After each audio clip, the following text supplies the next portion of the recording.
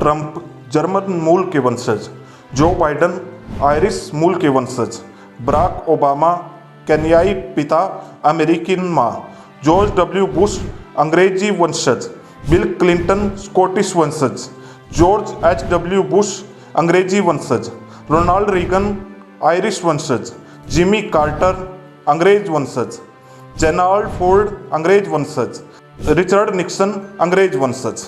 जब कोई गिद्ध नैतिकता का पाठ पढ़ाने लगे तो समझ जाना चाहिए कि जरूर कुछ गड़बड़ है।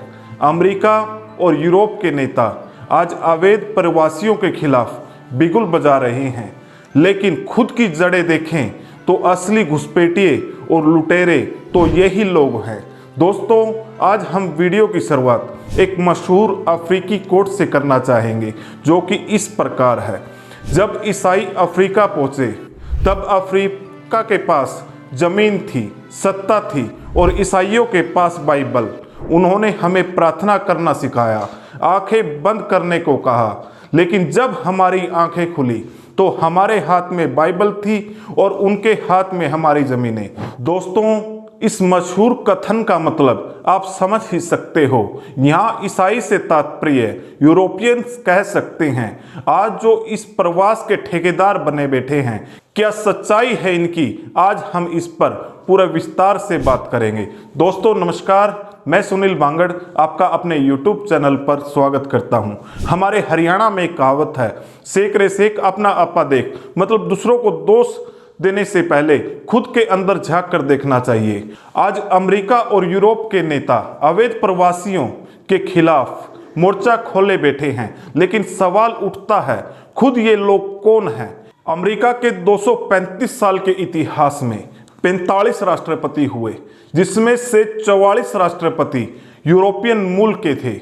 अमेरिका ने असली अमेरिकन मूल के निवासी, जिनको ये रेड इंडियन कहते हैं, सिर्फ 2% रह चुके हैं।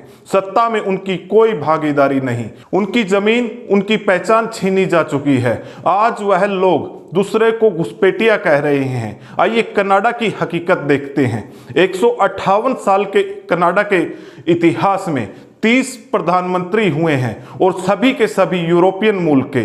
कनाडा के मूल निवासी को इंडिजियस पीपल कहते हैं, लेकिन आज उनकी वहाँ आबादी सिर्फ 4% रह चुकी है। सत्ता, अर्थव्यवस्था और नीति निर्धारण में उनका कोई योगदान नहीं है। यही ऑस्ट्रेलिया और न्यूजीलैंड का भी हाल है। ऑस्ट्रेलिया का मूल निवासी ओरबिनियंस के नाम से जाना जाता है। उनकी जनसंख्या सिर्फ 3% है।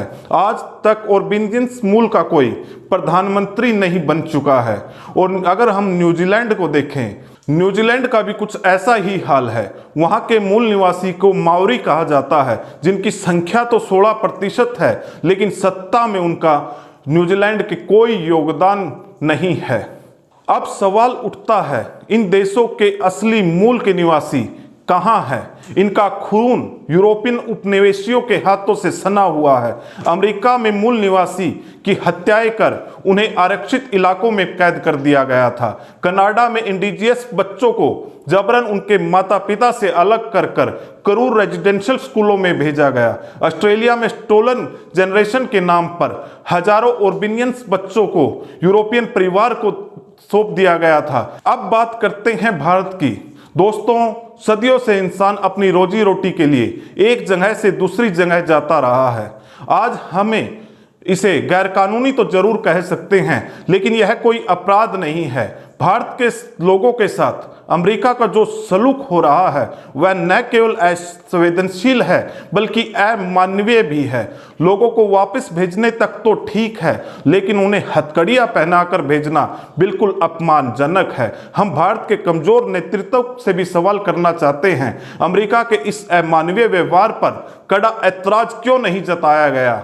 अपने नागरिकों को खुद अमेरिका से लेकर आने की पहल क्यों नहीं की गई? अमेरिका जब हमारे देश के लोगों का सम्मान कुचल रहा है, तो भारत सरकार को भी खुद बुलंद आवाज में इसका जवाब देना चाहिए।